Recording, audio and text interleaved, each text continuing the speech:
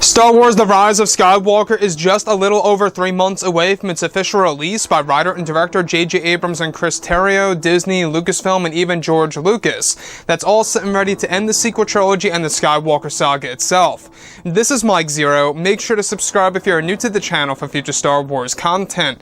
Now, what's really exciting about Episode 9 is that we do know that this film is, of course, going to really provide many different revelations, twists, and turns that's truly going to change how we view the past two Star Wars films within the sequel trilogy, as well as the entire Skywalker saga, and even how we perceive some of the characters associated with the originals and the prequels. Now, these past couple of weeks or so, we've been learning a whole lot more about this film, and when it all comes down to one of the concept art descriptions, this is where things begin to get very exciting for Episode 9. Now, specifically, what's really intriguing about all of this is that shot descriptions consisting of a sequence where it's explained that both Rey and Luke Skywalker are sitting in front of each other inside of the Prime Jedi Temple, where it's explained that Luke is telling Rey a couple lessons about the Jedi and the Force. It's explained that Luke eventually taps into the ways of the ancient Jedi and how the power of the Netherworld helped him understand many aspects of the Force. It's explained that Luke eventually explains to Rey that it was his father, Anakin Skywalker,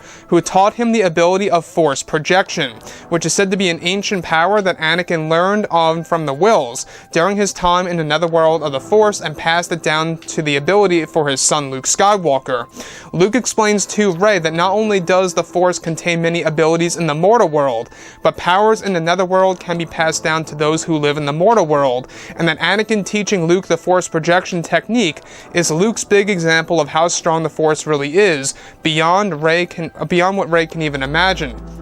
Now, it's explained to change how fans view The Last Jedi as a film, especially the moment where Luke's eyes are closed in the sequence of meditating on that boulder. Additionally, it's said that Anakin guided Luke to becoming a Force ghost just before his death while looking at the twin suns on Ahch-To, and that he had his father's voice running through his mind, guiding him to let go and how to become one with the Force. So let's go over a couple of parts about this and as to why I find this to be so magical and a great way to really just change how we view that particular moment at the very end of The Last Jedi. Now, I will say that I still disagree on how Luke Skywalker died by use of the Force projection technique, of how it really just tired him out so much and really drained him of his energy, where he just had to vanish into thin air. So this at least really does go into greater depth about Luke Skywalker learning the ability of Force projection, as well as how Luke Skywalker knew the ability to become a Force ghost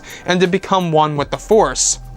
Because keep in mind that we do know that it was Qui-Gon Jinn who discovered the ability to become a full Force ghost while keeping your consciousness in the netherworld of the Force, and that Qui-Gon passed down that ability to Kenobi, and that Kenobi passed down that ability to Anakin Skywalker just before his death on the Death Star 2. So what I find so fascinating about this is that this somewhat mirrors of what Kenobi was doing to Anakin in the original trilogy. If you guys did in fact read the novelizations out there and some of the original ideas by George Lucas and the scripts of Episode 6, is that Kenobi was actually speaking to Anakin while he was dying, teaching him how to become one with the Force as a Force ghost. The same exact thing applies here for Luke Skywalker during his time on Ahch-To, that Luke reveals to Rey about the Netherworld and the mortal world, and how there are powers that do reside over in the Netherworld that can be passed down to those that live in the mortal world. So that's a very interesting thing here, that we are learning more about the whole Anakin and Luke connection, post Return of the Jedi and everything that did happen in The Last Jedi, and how that's all going to be explained in Episode 9 by JJ. It really seems that JJ wants to really expand off of what was only loosely, pretty much explained in The Last Jedi and wasn't really explained in great depth. That's now going to be fully explained in Episode 9, which is a great thing. So I will admit that the power of Force projection in Star Wars Legends, in case you guys did not know,